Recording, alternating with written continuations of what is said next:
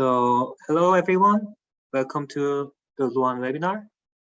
Today we are very happy to have Professor Halaburda. Professor Hanan Halaburda is Associate Professor of Technology Operations and Statistics at New York University Stern School of Business. She is currently serving as Associate Editor of Management Science and a Fellow Scholar of Luohan Academy. And Professor Halaburda's research interests lie in blockchain technologies and platform competition. Her papers were published at multiple top peer-reviewed journals. Today, she's gonna talk about tokens, blockchains, and platforms. And she encourages everybody to ask a question in the middle of the presentation. So whenever you have a question, please, go ahead. So Professor Halaburda, floor is yours. Thank you. So thank you very much for having me here. Let me share my slides.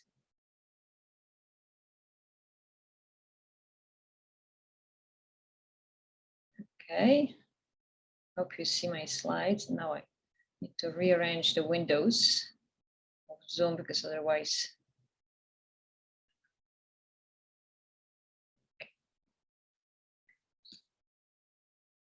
Right, the controls are here. So thank you very much for having me here. It's a pleasure to present this work to this audience, with background in both platforms and blockchains. So this talk is based on two papers co-authored with Yanis Bakos.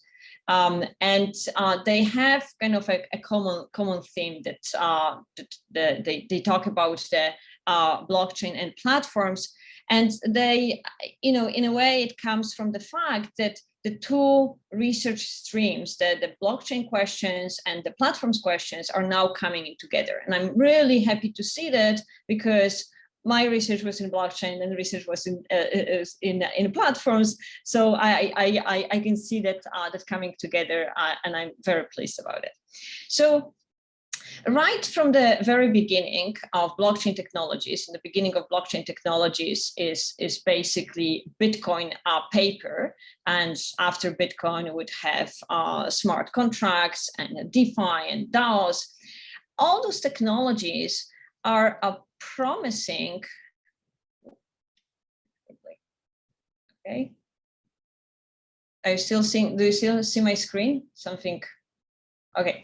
So they are promising decentralization, disintermediation, democratization of the activities, market activities, especially leveling playing field for entrants, so that this would bring more innovation, and especially with DAOs later on, creation and distribution of value. But it's not the promise of improving creation, distribution of value is not just with DAOs. Even when we go back to Bitcoin, is we are going to the promise of Satoshi Nakamoto is to have parties directly exchange money without going through financial intermediation, with the assumption that as the abstract keeps going, and the first paragraphs of the paper is that financial institutions intermediating the transfer, they are capturing some value, so it is possible to redistribute this value. So I have been kind of looking for many years the question of to what extent and under what conditions blockchain technologies indeed deliver on these dimensions, because it's too simplistic to say that they do, and here is an example, and also too simplistic to say they don't, and here's an example how it failed. So like I said, this question is of course broad. There are many instances in which it can work or it can fail, and many different technologies. Right now blockchain technologies is a big set. So I'm in this talk I'm going to focus on two papers where we explore new platform design choices. So what are the new possibilities that are open up to the platforms by blockchain technologies? And we're especially asking how those new technologies and those choices the platforms can make in their design, how they can help to alleviate the old problems in platform economics that we have seen. And those old problems in platform economics, they are related very closely to network effects. So platforms basically create value by bringing together users, and it can be bringing together users of the same type, like Facebook is bringing different people interacting together as a social network, or they may be bringing together users of different types, like drivers and passengers in Uber. But in any case, the users benefit from having more users on the platform. So there is no fun in hanging out on Facebook if there is nobody to read our posts and like our posts and nothing to read from. And there is also no fun to be, or no use to be a passenger on Uber if there are no drivers, and so on. So this is what gives rise to the network effects. The more passengers there are, the more drivers want to join Uber. The more drivers there are, the more attractive it is for passengers, and the same with one-sided networks. So generally, users want to join only if others join as well. So a lot in platforms depends on expectations, exactly because of the network effects. And network effects have two main effects, or two main impacts on the economics of platforms. The first one is that they make it difficult to enter the market. They make it difficult to compete for entrants, whether it's entering an empty market or it's entering a market that already has incumbents. So and this is just because nobody really wants to be the first person to join Facebook, or the first person to join Uber. And this is not the case for in regular markets, for regular products, where you can sell your first soap bar, and then the second soap bar, and the third soap bar, and you don't need to the soap bars are not going to be more valuable because other people are using them or buying them, and anyone is going to decide on a single one.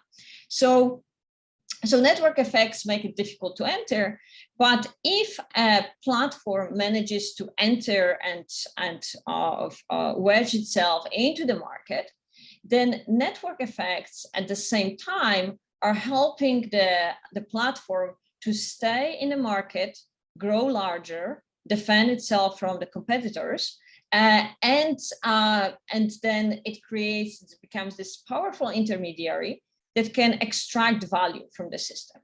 And this is kind of all over the news in the recent months or even years, is that the big intermediaries, the big platforms that we are interacting with on a daily basis, that Facebook, Amazon, Google, and so on, are too powerful, and they are extracting too much value. And what should we do about that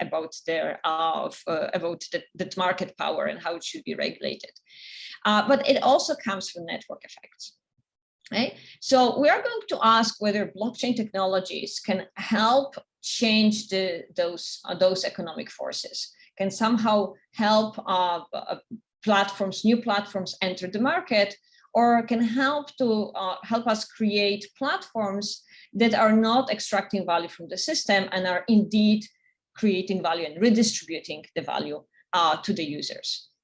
And within the large aspects, large pool of blockchain technologies, we're focusing here on tokens, and tokens that are enabled by blockchains and smart contracts. Okay. So what we are showing in a way, where I want to go with with the talk, is that we'll be looking at different types of tokens. So tokens, those cryptographic tokens that are enabled by smart contracts and blockchains, they basically come in three flavors. There are security tokens. There are utility tokens. So security tokens, they just promise some of maybe return on the investment in a way. Utility tokens that are used to access some services on the platform. They're used to interact with the platform, to use the platform.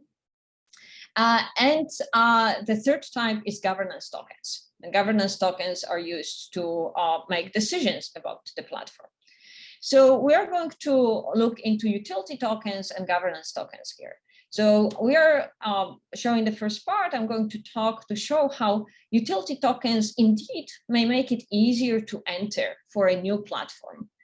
And then the second kind of part, we're exploring the governance structures enabled by governance tokens. So this is like DAO type of structures.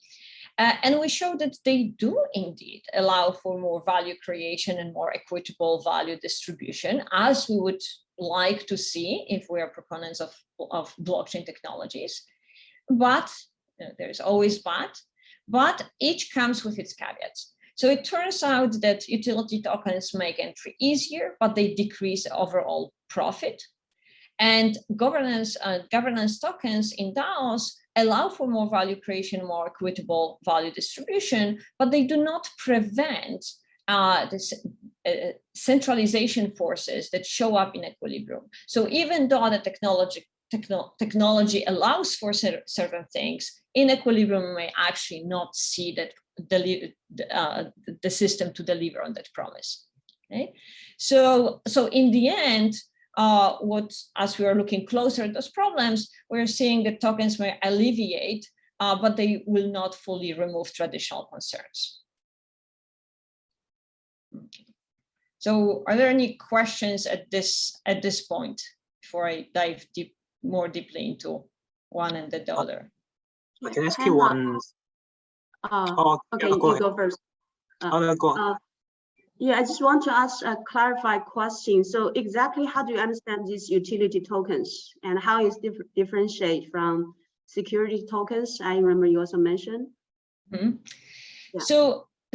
So utility tokens are tokens that are needed to access the platform and to use the platform services. And they, as it will turn out, almost anything that you do in blockchain technologies in the system has some flavor of security token as well, because there may be some return.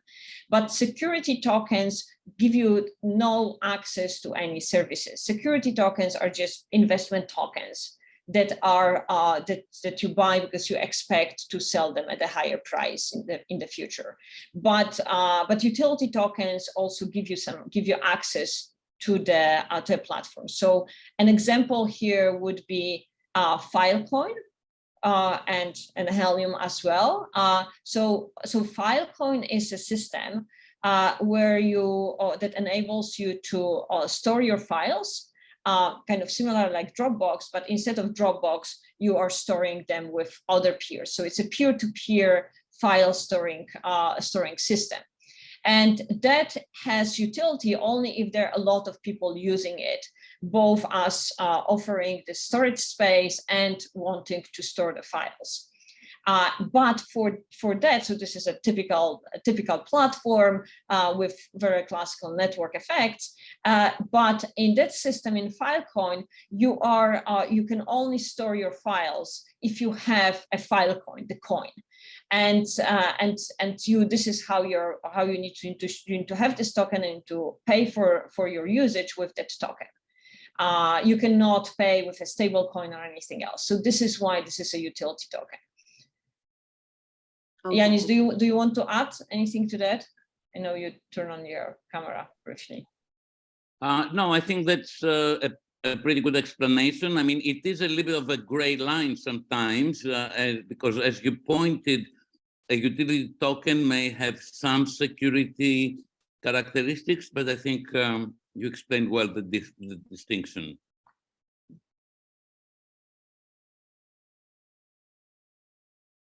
Okay, there was another question. Oh yeah. Actually, I have a small question. Yeah, because maybe out of my ignorance of the literature.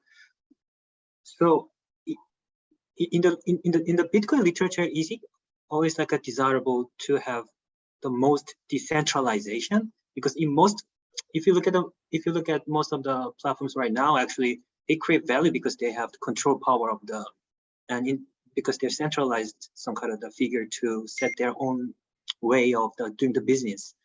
I'm just wondering, yeah, how the discussion is in the blockchain literature. So this is a very good point, and in fact, something that we are getting at in this with the second project. Yes, in blockchain literature, and I'm not talking about academic literature because academic literature is more careful, but definitely in the blockchain discussions, in the blockchain discourse, the perception is that more decentralization is better. And on the academic side, we actually don't know. There is research actively being done on two things. One, how do we even measure decentralization? Because it's not very easy, there are too many dimensions. And second, once we learn how to measure decentralization, is decentralization better for something? And it probably is better for some things and not for others. But in this kind of general discourse, when you look at the discussions on discussion fora and so on within the blockchain community, more decentralization is just assumed to be better. Okay, yeah, perfect, thank you. It may be worthwhile pointing out also that some of the decentralization of Bitcoin, it is a little bit of an illusion, because if you look at mining, actually mining pools are significantly concentrated. And perhaps more importantly, if you look at the governance process through which the protocols get updated and basically the system stays functioning, there's a small group of developers, like about 20 to 25, that effectively control what is going on. So at some level, this idea of perfectly decentralized operating system is an ideal that I don't think corresponds to the reality. But I just want to make this point because it may be relevant when we come to this later. Thank you. So let me now jump into the issue of utility tokens and platform entry, and here I'm kind of thinking about two platforms that actually are using utility tokens in their functioning. So Filecoin that I just talked about, and Helium is a network of, again, peer-to-peer hotspots, in a sense, hotspots that are connected, that are updating the network of Internet of Things. So the more Internet of Things you want to use, you want to have this connectivity on so that they will update and they will connect, and you want to use a peer-to-peer network to have it resilient. But for that, you need to have a lot of people turning on their hotspots and participating in the system. And again, nobody really wants to be the first one because there is no value. So Helium actually started before without any utility tokens and had difficulty getting off the ground. And when it started applying utility tokens to help the users to join the platform, to incentivize them to join the platform, only then it actually started taking off the ground, and now it has a critical mass and it's quite functional. So those are examples that we have in mind, the way we were asking is, our tokens, we see examples of those utility tokens being used by platforms, but is it helpful, and what does it help with, and when? So like I mentioned, the network effects lead to this dynamics that nobody wants to join a platform if the platform is empty, and there is a problem of getting platform off the ground. if users expect other users to join, however, they will join as well. So that gives rise to multiplicity of equilibria. And in one equilibrium, everybody wants to join the platform because they expect that everybody else is going to join the platform. So this is a kind of optimistic equilibrium, good equilibrium.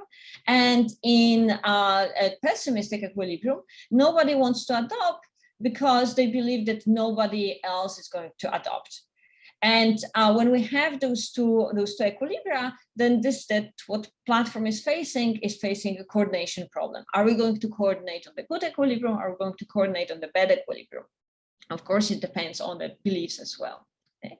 So this kind of problem for platforms has a very long history. It goes to the 1980s in economic literature in the context of one-sided platforms, and in 2000, similar issues were noticed for two-sided platforms.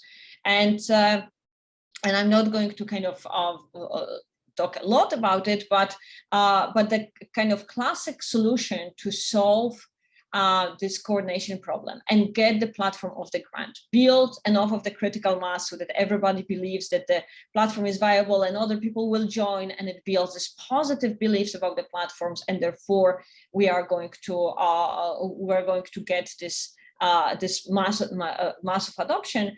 The classic solution to this is subsidy.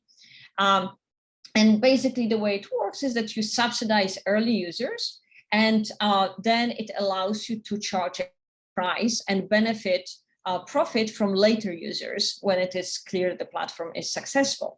And the subsidy may come in just, giving you a coupon. So when Uber first started, when you sign up and set up an account, you were getting credit for your rides. PayPal was doing similar things. You were just getting paid money for signing up. In other cases, it may be a free membership for a limited time, and then after the network takes off the ground, then you start charging membership, maybe at a steeper price. Yes? Sure. This is Henry. But if the final profit never realized, and actually maybe it's just totally empty, then this could be a classical Ponzi scheme, right? Because you profit from later users, you don't really actually get any profit. Eventually, it's going to collapse like Luna and Terra, right?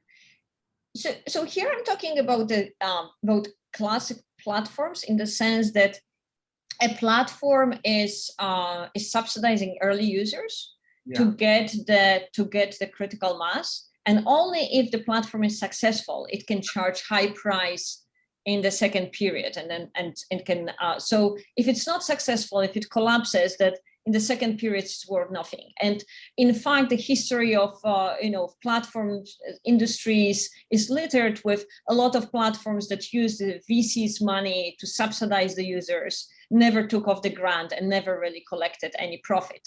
So probably 15 competitors to Uber that have come and gone at least in New York City. And we work, but what I'm saying, the early stages is hard to distinguish a Ponzi scheme from the one that's like not successful, because you don't know what really happened, right? In the early stages, like yes. So this is a true this is a well. So I don't think that in this context, in the context of platforms, you really have much of a Ponzi scheme in the sense. I mean, I need to think more about it, but in the sense you're not going to benefit from later users if you're not successful, right? So in the first, and we are talking, it's not the users who are benefiting from later users, it's the platform who are subsidizing early users and then benefiting from later users. So it's Uber who is subsidizing the early passengers and drivers with a hope to be able to charge and make money on once it has captured the market. I agree, but if you attract like a new investors, they put more money in, and because like the price keeps on going up, then it depends, right? If it's just you have a fixed amount of money and then you subsidize people, that's okay. But yeah, as you kind of get more and more funding, and the later kind of investors come in. And then if the platform is like it's like Madoff, right? And he even though he promising you more and more, but it's never there's nothing behind it. Then this could be a Ponzi scheme. All right, if it's just fixed amount of money, give money out, that's okay. But if you're attracting using this like a platform, this token prices to attract new investors, and then it is hard. I'm saying it's harder to distinguish this from a Ponzi scheme when you get more money coming out from new investors kind of powering into this platform. Okay. Yeah. Yanis, you want to add something to it? Well, yeah, I think that you could have a kind of like a multi-period version of our setting, and you could imagine that you could make a certain investment and see how see how this pans out in terms of adoption, and then have additional investment. But Oh, we lost your voice. We lost your sound.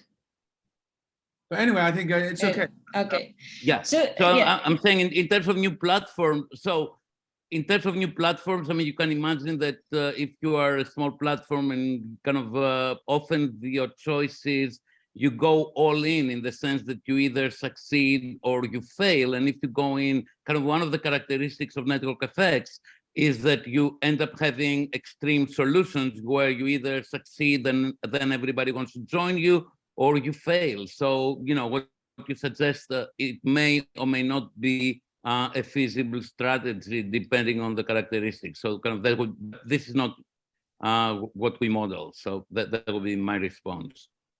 Oh yeah, I mean it's also what we are not modeling it for multiple in many dimensions. Our model is different.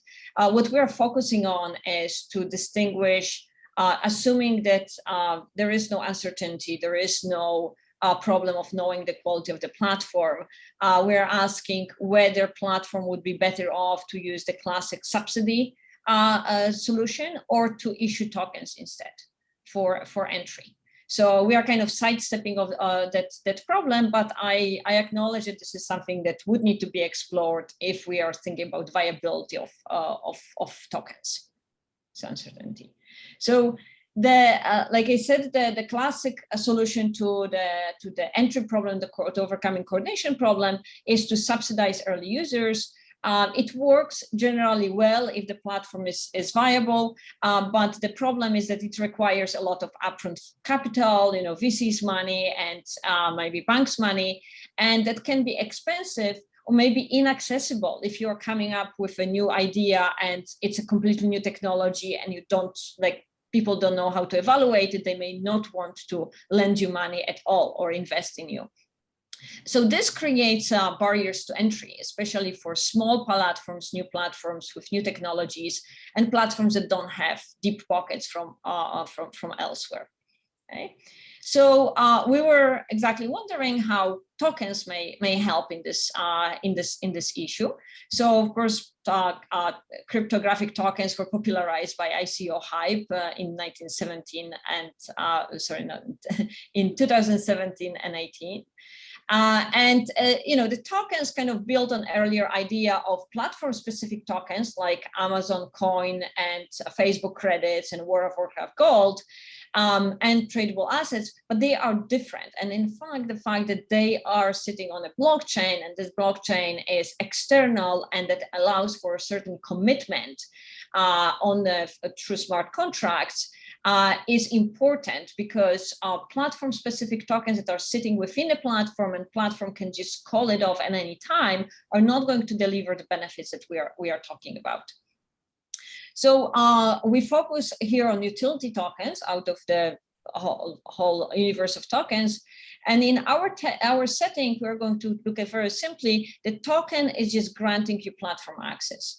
Our result, the main logic is going to hold even if token is the intensity of the use of the platform. But with the platform access, it's kind of more easier to illustrate the forces. So like I said, utility tokens are enabled by smart contracts. They also need to be enabled by a design of a platform to incorporate this design of utility tokens. And there need to be some kind of a smart contract on the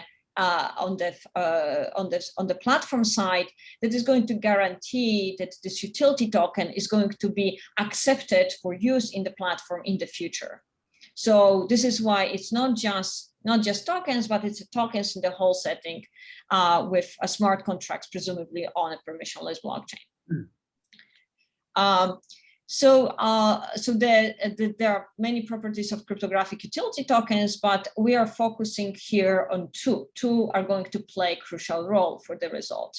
So one is that it's frictionless or almost frictionless tradability of assets, because it's not only the tokens that we have pretty efficient tokens exchanges, and also we can trade tokens directly on the blockchain if we wish to, even if we don't have an exchange with an interface. But this tradability is kind of external. And then second is this commitment for allowing future access based on this utility token.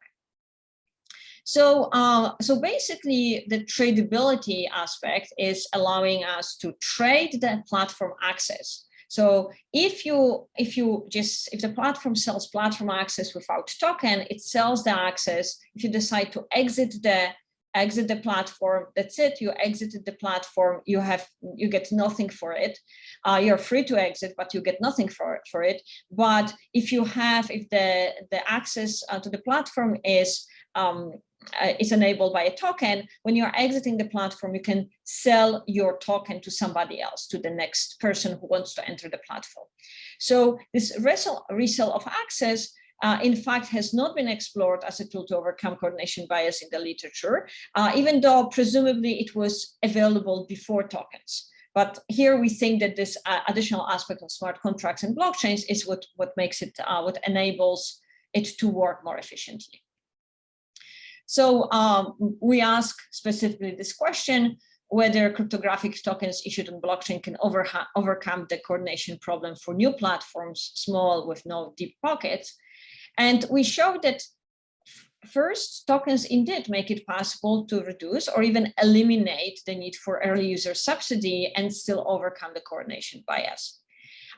This is because they move the revenue from the second period to the first period. The platform, instead of selling access in the second period, it can increase the price in the first period so that users who are buying the token in the first period are later going to sell it to the second period users. And the platform is not going to realize some of those revenues in the second period, not in the second period, but it is going to be moved earlier to the first period.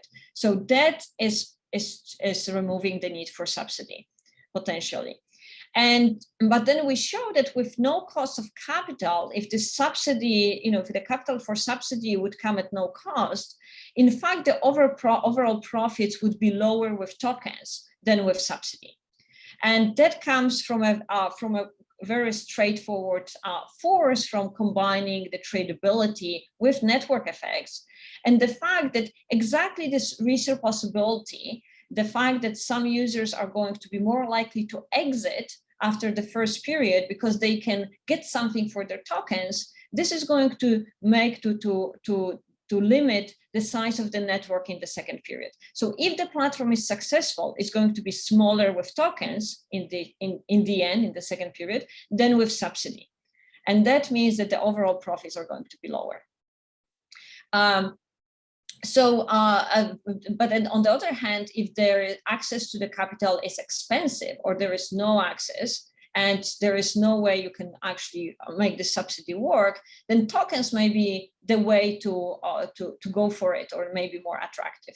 And that may be the reason why we're seeing those very innovative new technologies, difficult to assess the future success. Those type of platforms are more likely to be successful with tokens, and they may not really see opportunity to go for subsidy. So the way we kind of arrive at our results is based on a very simple model. And it's a 2-period model where in each period there is some massive customers arriving. They are all ex ante identical in the sense they don't really know. They have some expectations about how they will like the platform, but they don't know how much they will like the platform unless they adopt. So unless they try the platform, only then they learn their type, which is going to affect their utility. So the utility from using the platform depends on the type, and it also depends on the size of the network. Right? This is where network effects are coming from. So the more the people, the more I'm enjoying the platform, no matter what my type is. So users, when they arrive to the market, they choose whether to join the platform or not, based on the price that is being charged. If they're not joining the platform, they get zero utility in the current period, and they can join later. So we have 2-period model. So it's, if you arrive in the first period, you can join the second period and don't have to join the first period. You stay in the market. And if you join in the first period, but you don't enjoy, you see that you have such a type that you prefer to exit, then you can leave in the second period. And if it's just a subsidy model, you just leave and you get zero utility, the outside option. If it's a tokens model, you leave and you sell the token. Well, if the platform is successful in the second period, you sell the token at a positive price. If it's not successful, you're not losing, you're at least as well off as with subsidy, without the token. And in order to make the coordination problem non-trivial, we assume that if the platform is empty, then your expectation about utility from the platform is negative. So you don't want to join the platform if other people are not joining the platform. And you will want to join the platform, you even would be willing to pay some positive price for joining the platform if you expect that everybody else is going to join. Here, because users are ex ante identical, it's going to make our life easier, because either everybody is going to join or nobody is going to join in a given period. But of course, like when we model in the paper, we do it more carefully. So we have this multiple equilibria, adopt or not adopt. And which one is being played depends on the user's beliefs, whether we're going to play the adopt equilibrium, not adopt equilibrium, and the platform price. And the platform price is really important. So in our model, there is no uncertainty. So a platform, in a way, can set such a price to assure adoption. In absence of uncertainty, the platform can always assure adoption. And this is because if the beliefs are very pessimistic, and the platform is, and everybody expects nobody else is going to join. If the platform offers subsidy such that it suddenly is worth to join empty platform, given the subsidy, then now everybody is going to join. Okay? At the same time, even when a platform is facing positive, optimistic beliefs, then if it charges too high price, then nobody will want to join, even if they believe that everybody else is going to join. So that means that the platform always knows, and the setting without uncertainty always knows what is the highest price it can charge and still assure a full adoption. So in a way, the success is not going to be an issue. It's going to be only a question of whether the success is profitable or not. So in terms of timing, we have 2 periods, like I said. So in the first period, N1 users arrive to the market. The platform sells access tokens for some price, P1, decides on the price. Each user decides whether to buy a token or not, and they decide given the beliefs and the price. Okay.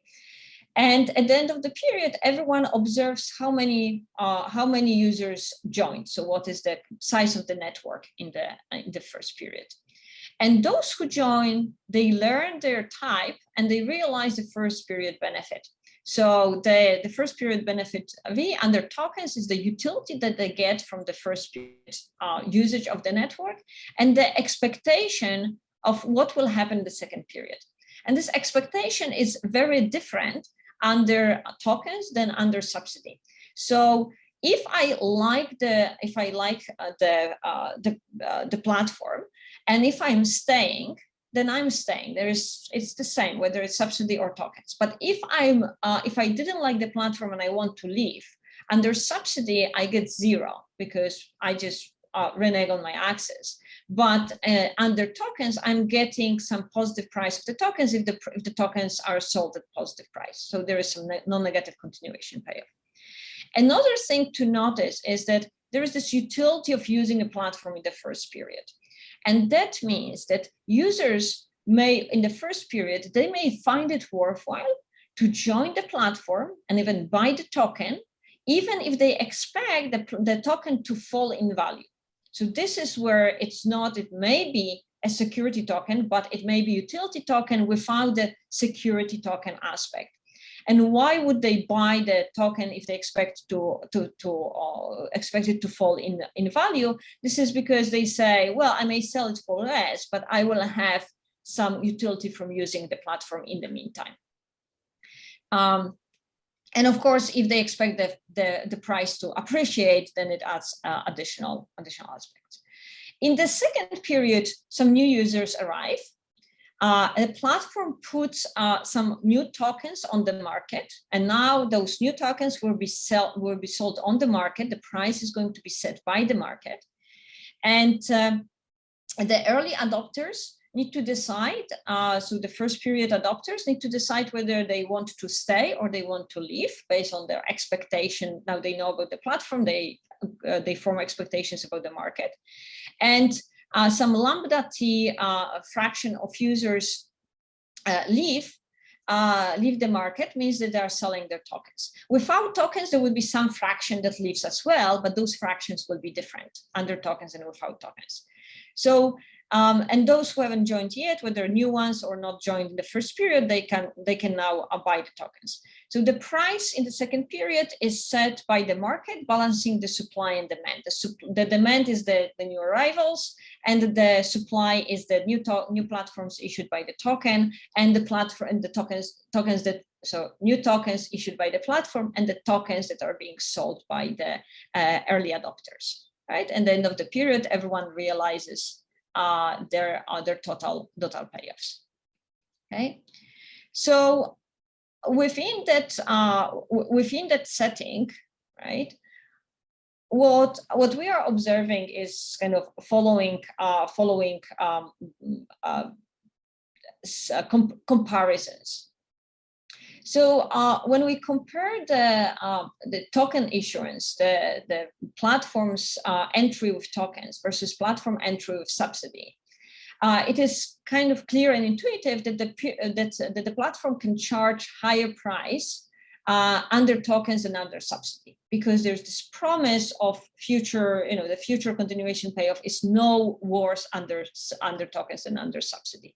Now, those prices may be negative, meaning that you may need to subsidize in both cases, but the subsidy may be the subsidy that you need under tokens may be lower, or in some cases you may end up not needing subsidy under tokens, but you needed subsidy without tokens. So you needed to actually put out a lot of money, and now instead of giving every new user $10 when they sign up, you're giving them a token, and they now decide to join just to get the token because they expect that this value may be worth the trouble of setting up the account.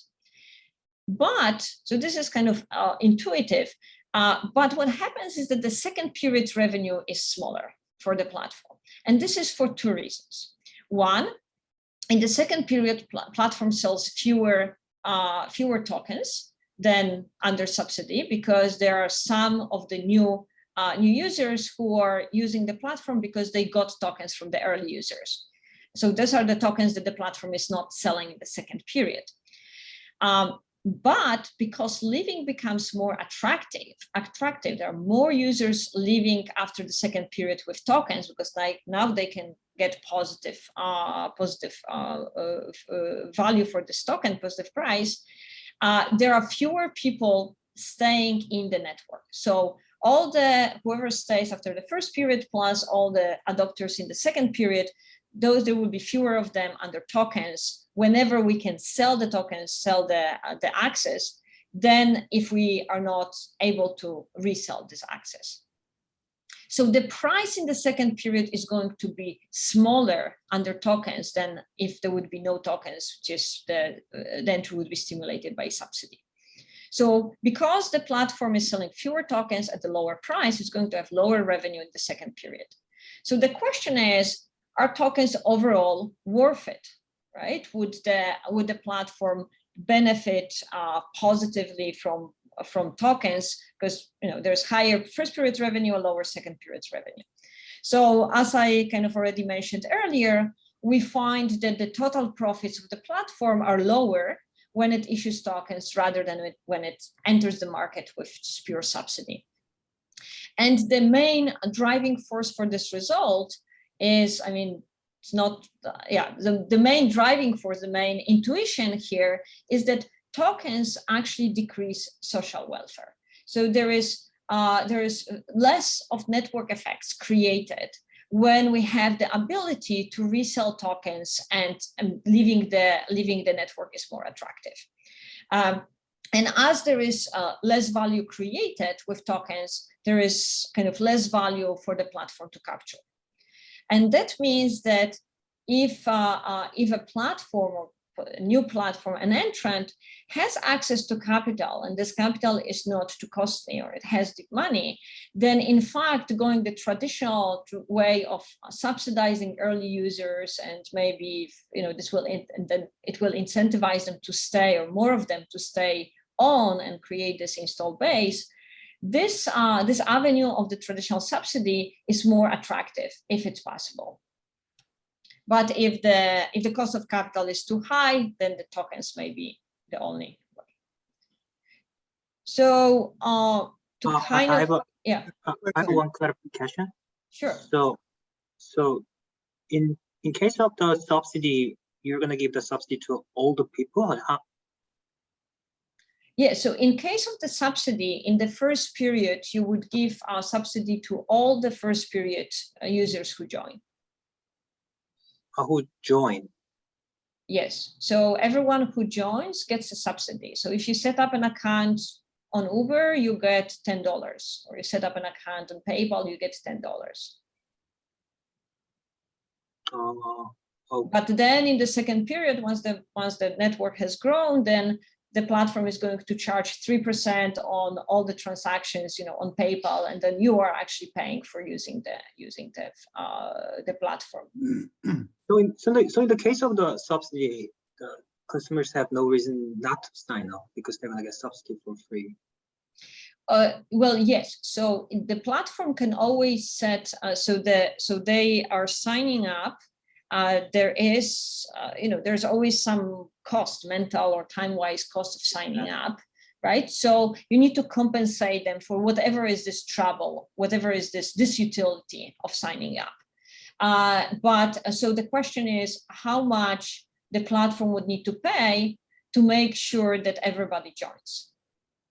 Okay, yeah. So there is always a price level at which everybody joins. Well, yeah, okay. I have a question. The types K, is that like 2 types or is a continuum of types?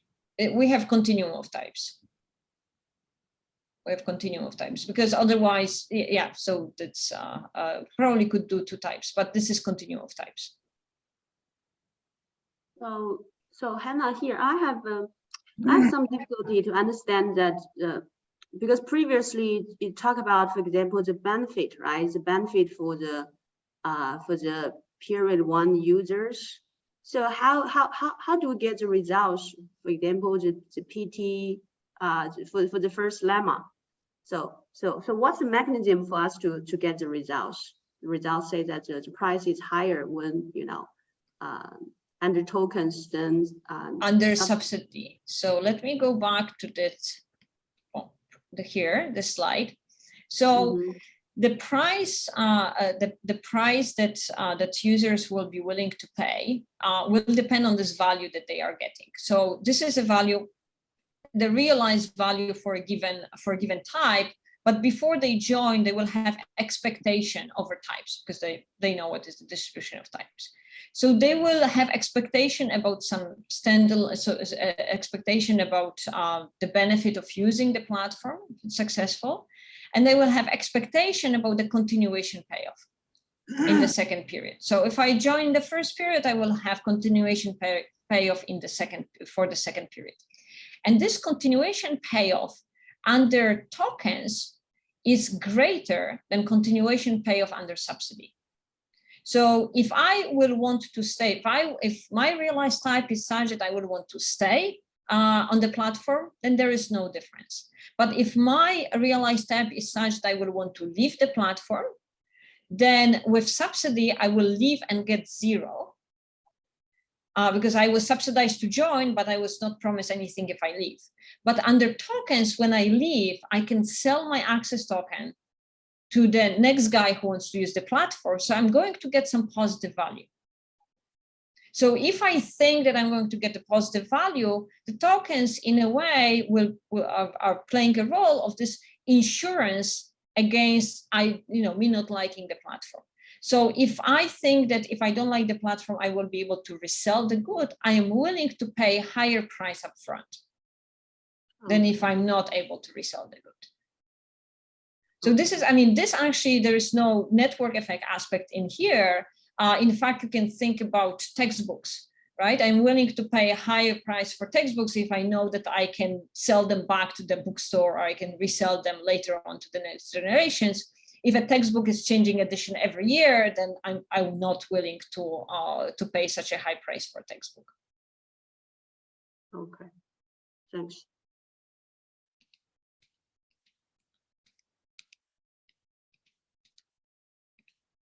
Now, for the second period result that we are lowering the revenue, this is where network effects are important. So let me summarize this first part on utility tokens and platform adoption. We're showing that tokens provide a mechanism to foster platform adoption, and this is because it helps to overcome the coordination problem, and this is due to tradability feature of tokens and commitment that comes from the smart contracts. The reason why the platform adoption may be improved is because tokens transfer value from the second period to the first period, alleviating the need for the subsidy. So now you may not need to subsidize early adopters; they will get tokens instead. And this will work well if the platform faces high cost of capital, because at the same time we're showing that while tokens increase early profit, they decrease the total profits because the network is smaller and the network effects are smaller. There is less benefit of this externality due to tradability. So subsidy is more attractive if it's cheap to obtain. If it's impossible or expensive, then tokens will be the way to go. And it is kind of important that we have this commitment aspect. And this is because notice that platform in the second period has incentive to renege on the acceptability of the tokens. So because it is selling fewer tokens in the second period, it has incentive to say, oh, by the way, the first period tokens are expired. And if you're already on the platform, that's fine. But if you want to buy a used token and use it in the second period, we're not going to accept it. You need to buy a new one from us. And if this is happening, this basically takes away the tradability aspect and it removes all the benefits of the tokens. So platform to really realize the benefit of this tradability need to have a way to commit for the future acceptance of those tokens. So those would be the two aspects. Okay. So, are there other questions about that first project? Yeah, the result depends on the people who do not know their types. Suppose I got a noisy signal about what kind of type I am, and then so even this signal is noisy, then if I think I'm more likely to be of high type and I'm more likely to join, then the people using the tokens, will you be able to accept the kind of more likely to attract this high type kind of users, and that actually will increase the network value because you don't have to, pay the same price to low types. Will that affect your result? So what we are kind of exploring in extensions is the differential effect of users on the network externality. So right now we assume that you care when you go to the platform, you care about the number of other people, not the types of the people that joined. But you may, it's reasonable to think that on Facebook, not everyone creates as much value. You want more active people, they are more valuable. And you don't want those inactive people who only check their account every 3 months or so. So in this case, so our model, with assumption that you just care about the number of people that is on the network, that will work as soon as you are learning more about your type when you join. So maybe you will start with some noisy signal and maybe you will end with a noisy signal, but in between you are going to learn more and you are going to join. You will want to join first and then decide to exit later. Because if you know your type perfectly, then you will never want to leave. If you join, you will know that you don't want to leave. But so there is some learning aspect that is needed for this result, but it doesn't have to be from 0 to, from I know nothing to I know everything about the type. I mean, as Hannah pointed before, what you're really doing with the token is you're giving the users the ability to sell their membership, essentially. So there must be a scenario where you would want to do that for this to have value. And that's where the learning comes in, is that before you join, you must have a possibility that you will actually exit at some point, but you don't know that for sure. Because without that, you don't benefit from knowing that you're not stuck, that you will be able to resell your membership. If you know that either you will definitely stay or you don't want to go in the first place, then there is no uncertainty. What I'm thinking is that if you use, let users have some idea of what kind of people they are, then maybe using tokens, you are more likely to attract people who kind of have a rough idea that they like to stay, then you're going to attract more of these types. So whether that's going to flip the results, I don't know. I just kind of, wonder whether the result depends on the assumption that whether the users know of the type. No. It's going to still, like, if you have some noisy signal up front, you are going to the calculations are far more difficult, but the idea is still there, that some people will leave, even though fewer people will leave. Right, because they are more informed. There will be more people living under tokens than under subsidy. Okay. So that is really the driving force here, right? So the tradability itself, rather than just particular assumptions, whether it's access or usage, whether it's fully not knowing your type or knowing your type partially, it's really the tradability itself that is driving both the attractiveness for the first period and the decline of the total profit overall. Right, but that said, the higher the uncertainty about your type and the utility of the platform, then the more the value of the option to exit. So the result is stronger. Yes. Right. Hannah, can I clarify one thing? When you trade, you mean sell. There must be a buyer. So buyer will get in. So it's always equal. Why would you? Oh, no. Okay. So there must be some assumption. No. One by one. Yeah. No. So every time you sell, somebody buys, right? So let me show you here. Go back to this. So every time you sell, somebody buys on the other side, right? But the point is that there is so when we have N2 new users arriving in the second period, all of those users will join, right? So in kind of good equilibrium, all of those users join. And under subsidy, they all join, and there is some number of early adopters that stay, right? And they stay, and then and they grow the network overall. But if you allow for tradable access, there will be more of the first period users who leave. They leave, they sell their tokens, right? And then the number of the tokens the first period tokens that are being resold on the market, plus this Tau 2, Who's buying? Those new users. So this the number of tokens being sold in the resold from the first period to the second period users plus Tau 2 altogether is going to be equal to N2. And each one can hold more than one token. So each one can use only one token. We do allow for speculators. So in this basic model, I did not add speculators, but in the extension, we have speculators.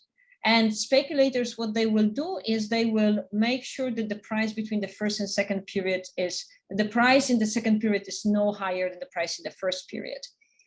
But otherwise everything stays the same. Yeah, so users arrive in two periods. Now, speculation would only make sense in the first period in our model. So, but Jigao, to your first question, because I think that that happens.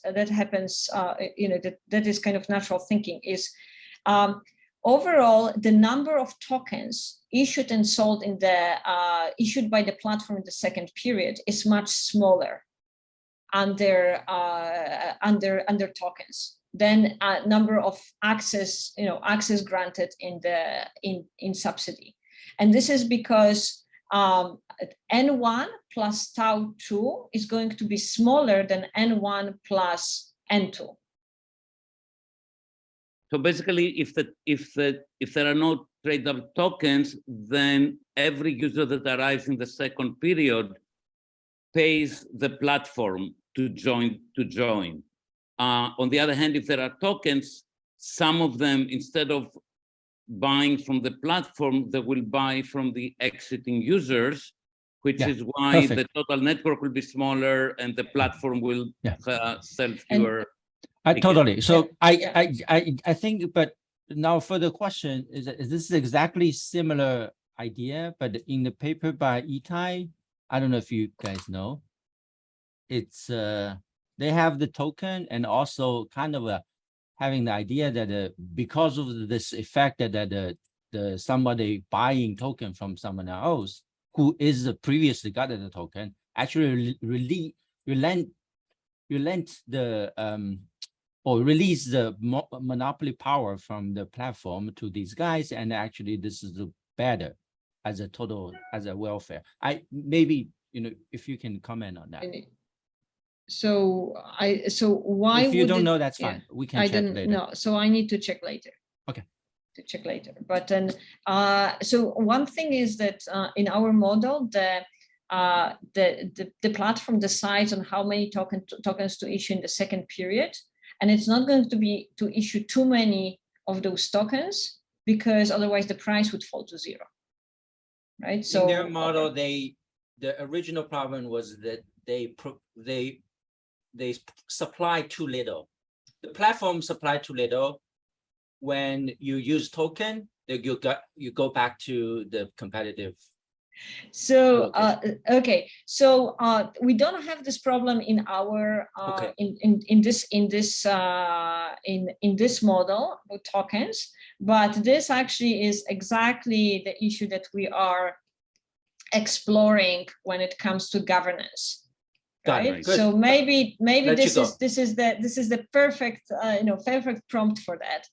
So but let me it may be worthwhile though pointing out that we do have the result that if there are tokens in the second period, indeed the platform competes with the sellers from the first period that are exiting. So so yes, the platform makes fewer profits, and you're closer to what would get if the platform had less monopoly power. So, so that results in the same. They do share some of the surplus with the exiting users. Yes, so definitely there is more profit sharing, but the network is smaller. So so in this first part, we were assuming that the platform is governed in a very traditional way, but it is using blockchain technology, specifically tokens and smart contracts, to maybe improve its operation and entry strategy. So the next kind of set of questions that we were asking is, well, will the platform do better if it takes advantage of this possibility of governance tokens and decides on the price specifically via decentralized voting? So the inspiration is a number of DAOs that we are seeing that are operational, Uniswap, DAO Maker. Those are organizations where decisions are not made by any CEO or entity, but it's made by the governance token holders. So DAOs, when right from the beginning, just like any other blockchain technologies, they promise to decentralize, disintermediate, distribute the value otherwise captured by intermediary, right? And they kind of aim at performing it, and they say that it's actually really important to perform it on permissionless blockchains. And this is because, well, only on permissionless blockchains you are assuring that nobody really is holding the power over, even allowing users or allowing the ownership of the governance tokens to be restricted. Right? So what we are showing in this in this part of the project is that there is natural centralization forces that make delivering on these promises difficult, if not impossible, in the long term. And I'm going to kind of focus on just, an illustrative example rather than the actual model. But I think that the illustrative example is, a really good illustration of the forces here. So we are considering a very simple environment. There are n potential users. They have a varying utility from participating, that is just K, distributed uniformly on 0 and 1, so anywhere between 0 and 1. And this is, if this is the case, then we have an example of a very, very classic structure that probably all of you have seen in your Micro 101 class. At any price between 0 and 1 minus P times n users will participate in the platform, join in. If a monopolist is kind of managing this environment, this platform, and has no cost, it is going to set the price equal to 1/2 because it is maximizing the profit, the price times the size of participants, and it's going to obtain the profit 1/4 times n, right? So the larger is the size of the network, the larger is the profit. At this price, they are serving half of the users, and those users are kind of happy because they are getting more than they are paying for. But half of the users are locked out of this market because platform is maximizing their profit. So this creates a deadweight loss. Okay, so this is the big bad intermediary monopolist that is extracting the value. And the question within this very, very simple environment, we are asking, okay, so what will happen if we have a DAO? So right now, let's say we have a DAO where there is no central authority making the pricing decision. So we are focusing here on pricing decision because this is what creates the deadweight loss. So we say that instead of this central authority, we have all potential users given a governance token. So every potential user in our environment has a governance token. And this governance token is used to vote on the price P. And the price is going to be decided in a collective way. The collected profit, if the price is positive, then there will be some profit P times 1 minus P times N, right? It's the price times the number of people paying the price. This will be redistributed to the token holders as a dividend. So everybody is going to, we're assuming everybody is going to get equal share of it. So now this DAO could set the price to 0, right? Decide vote on getting the price to 0. Then everyone at price 0, everyone would join, everyone would get the utility K. And the social welfare would be maximized if at this price. There will be no dead weight loss. Okay, so that is beautiful. That's perfect. They could do it. The question is, would they do it, right? If they're making this collective decision. So what is kind of easy to observe is that some users of lower type, they will prefer setting higher price and collecting higher dividend rather than participating in the platform at a low price. And this is because if you are not using the platform, you are basically getting a payoff that is similar to a monopoly payoff, was scaled but towards your 1 token, and you would prefer to set monopoly price. If you are using the platform, you get your utility from using the platform, minus the price that you are paying for using the platform, plus the dividend of the token. But overall, the dividend of the token is smaller than the price that you're paying. So you would rather have, you're worse off the higher the price. So you'd rather have the price being 0. Okay. So now the question is, what is there more of the users that want to use the platform, or there are more users that want to get the dividend? So here, the green line is the utility of the users at the price 0 if you are actually using the platform, and the red line is the utility, the value of your dividend if you're not using the platform. And we can see that the users of a really low type, between 0 and 1/4, they would rather get the dividend of the monopoly price than participate in the platform. But 3/4 of the users would rather participate and set the 0 price. Okay, so if we have a simple majority voting, then we are going to have a DAO deciding on the 0 price and delivering on this old promise of decentralized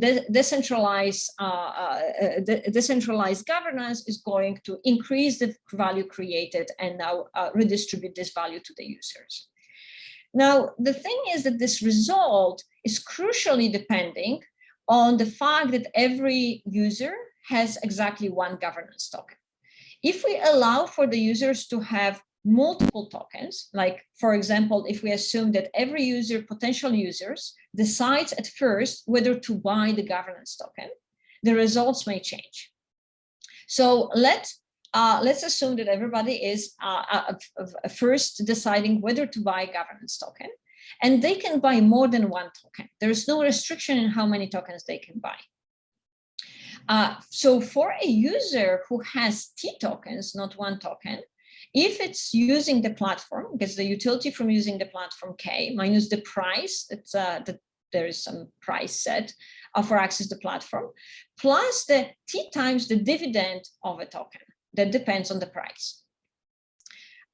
If the price of accessing the platform is positive, then there is a positive dividend, and now everyone wants to buy more tokens. If I want to buy 1 token, I want to buy more tokens because then I can get the benefit. Okay, so specifically, it's not just the dividend, but there are 2 forces that create this dynamics that it's actually the more tokens I have, the more valuable additional token is. Or at least not less valuable. So everyone who will want to buy any token at a given price, they will want to buy all the tokens.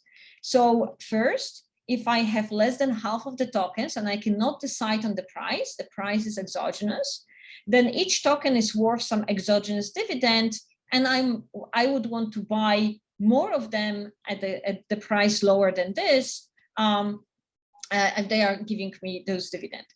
But as soon as I get at least half of the tokens, and now I can choose the price, I'm going to choose the price that may be better for me than the price that was exogenously given.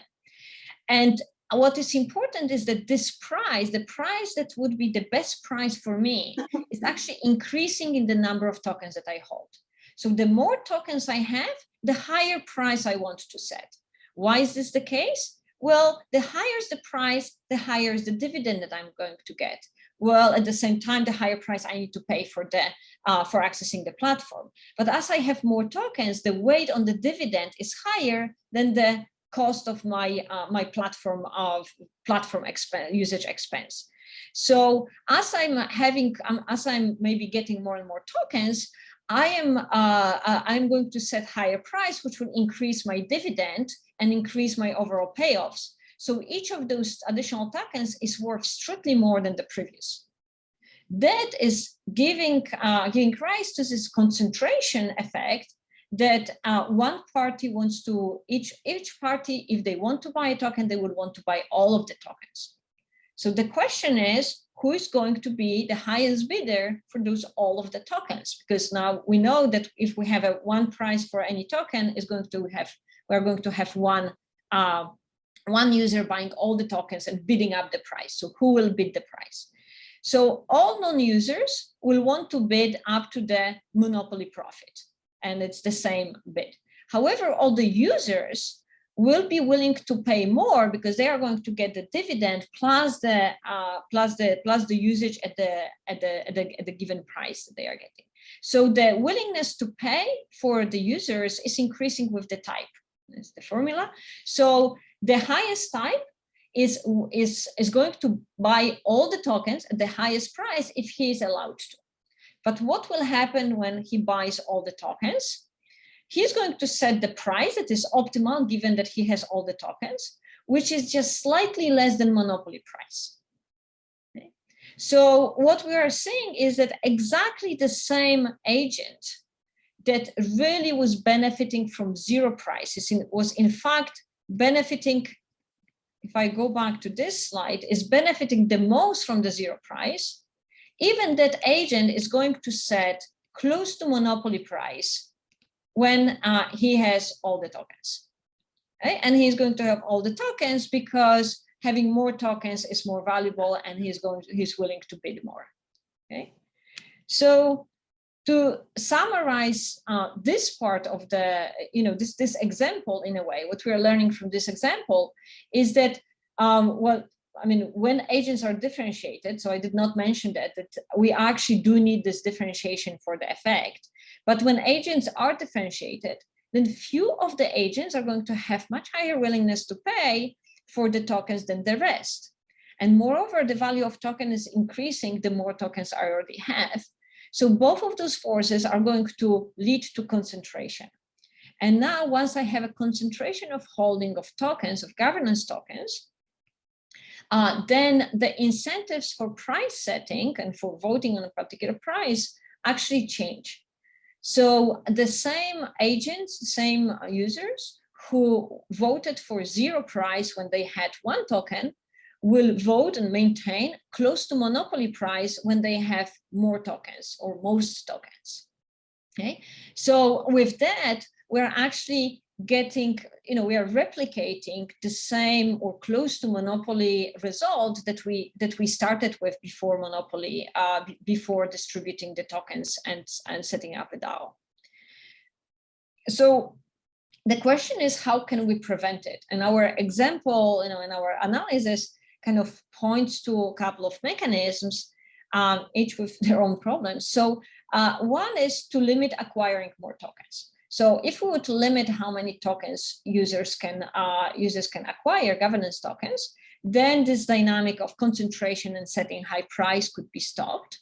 But that conflicts with the permissionless nature of many of the DAOs.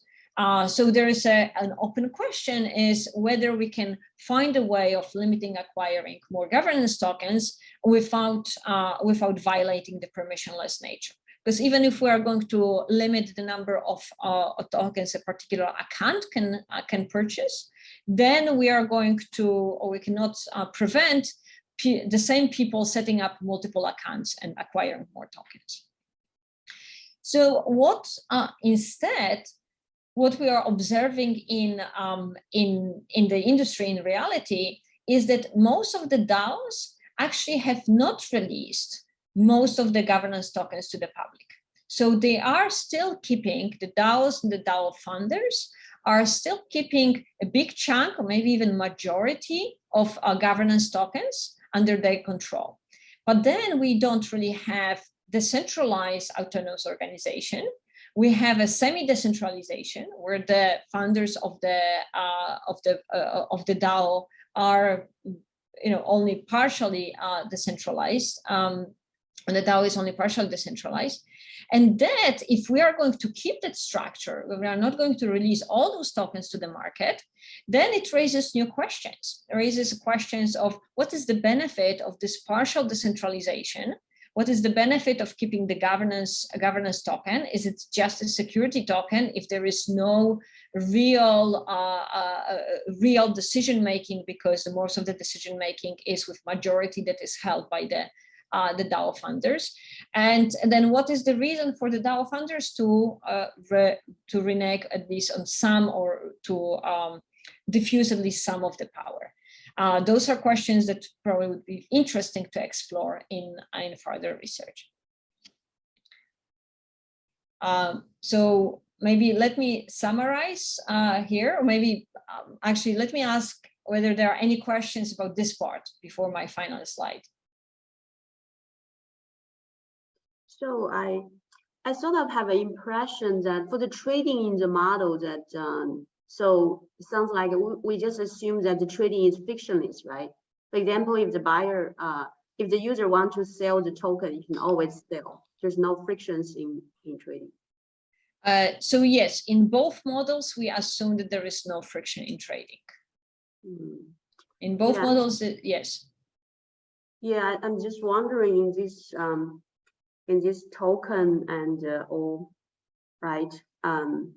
The examples of the cryptocurrency, I just feel that, right, the frictions is important, right? Frictions sort of determine that whether a cryptocurrency in the end it can really, right, sustain, or how long will it sustain.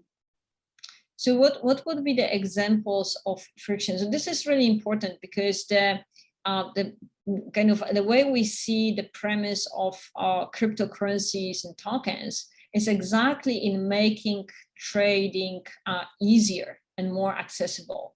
And once you have your MetaMask account, trading on DeFi is or even you already have your Coinbase account, trading there is very easy. I wouldn't say is frictionless, but it is, it's frictionless for the purpose of the model, but it is much easier than any other trading of assets. So do you mean that in those cryptocurrency examples, when you want to sell, for example, want to sell your tokens or cryptocurrency, you can always sell? I mean, in the real world? Well, yeah, the question may be the price, but the actual, so this is why my question is to you: what frictions do you see? Because the actual trading, how long do I need to wait for the trade to go through? Whether how difficult it is, it's just a couple of clicks. It is getting kind of executed and settled much quicker. If there is a liquidity pool, then it's automated.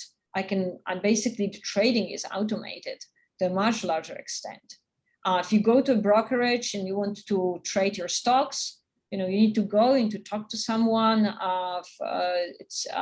So this is why trading of those tokens, the way we see it and I experience it, is very easy. So so then the question is, what are the frictions? Like the frictions maybe whether the market exists. Yeah, of course. I think that we can always regard it like when P is 0, right? If you want to sell, you can always sell it, right? Yeah. I have a quick question because in finance there's another paper by Harrison Krebs showing that if you can resell, and this resale option can actually increase your price in the beginning of the period.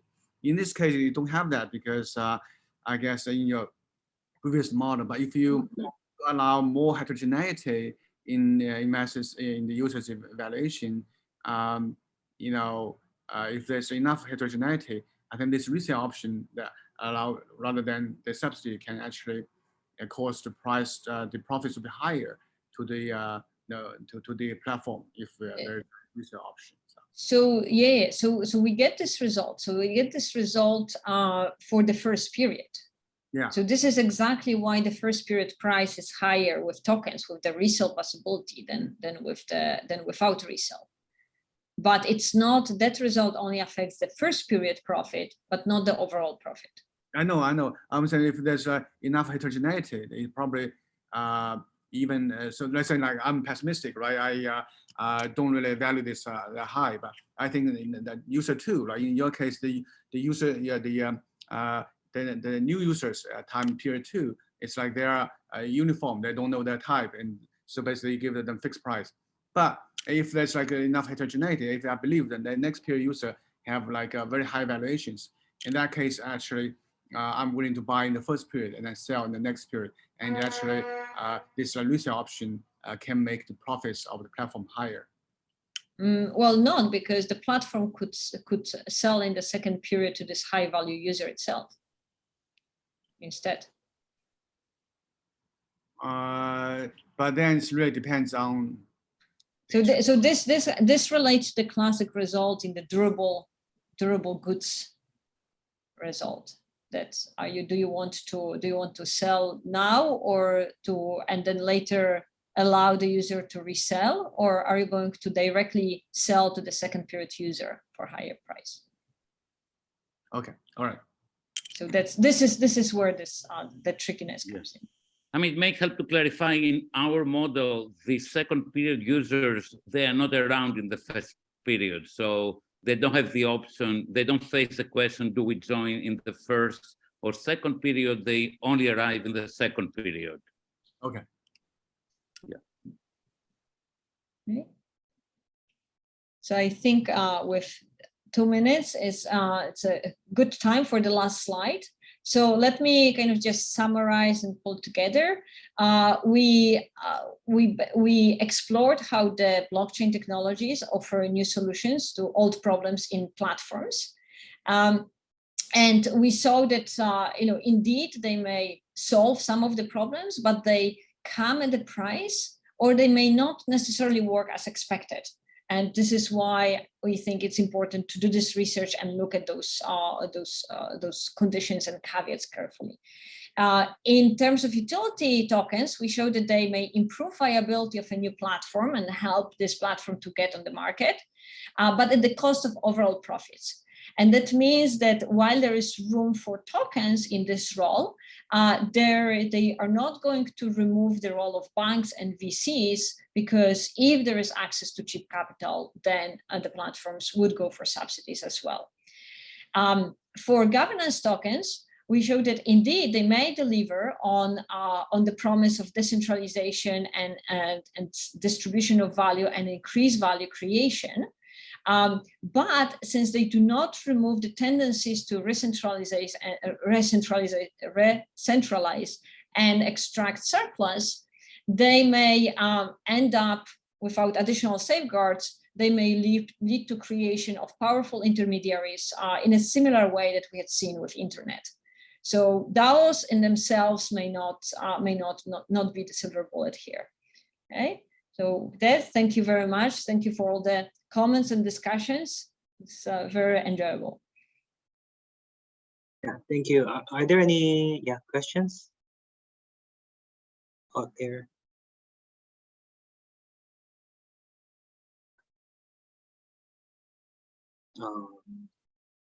Yeah, seems like you already answered the question during the presentation. Thank you very much. It was a really wonderful presentation. Yeah. Thank you. Thank you. Thank you for having me. Yeah, and thank you to the audience for participation. Yeah. Bye-bye. Thanks. Thank Bye. you.